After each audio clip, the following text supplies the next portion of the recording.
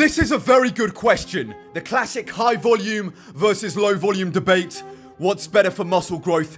It's all dependent on a number of factors. It's all relative at the end of the day. Are you natural or enhanced? Are you cutting or bulking? Have you got good or bad genetics? What's your training age? Have you been training 20 years or 1 month? Let's take, for instance, an IFBB Pro Mr. Olympia competitor who's in his off-season bulking on 7,000 calories on one side compared to a natural gym newbie that's in his first few months of lifting.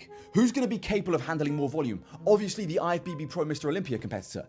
For him, even what he would consider as low volume would be way too much volume for the natural gym newbie that's just started lifting. Low volume to one man may be high volume to another man.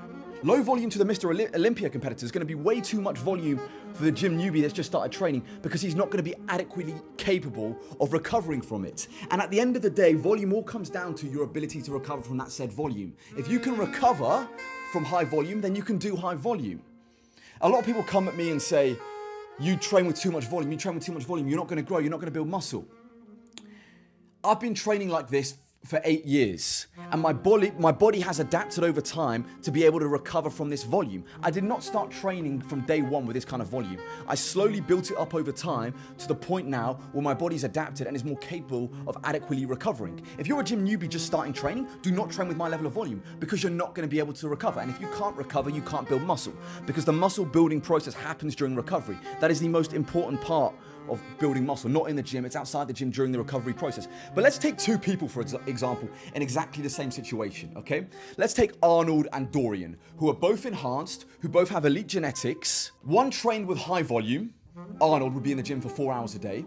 One trained with low volume, high intensity, was in the gym only 4 times a week for 40 minutes.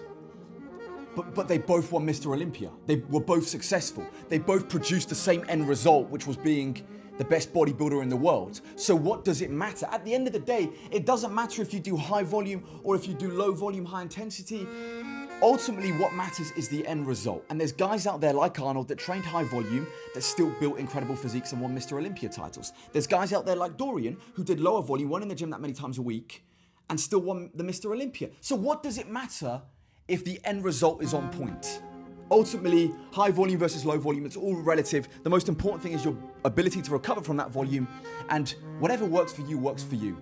What works for me might not work for someone else. What works for someone else might not work for me. DM me the word cartel for one-to-one coaching if you're struggling to find something that works for you, and we'll figure out the perfect training and nutrition plan for you so you can adequately recover and get in the best shape of your life.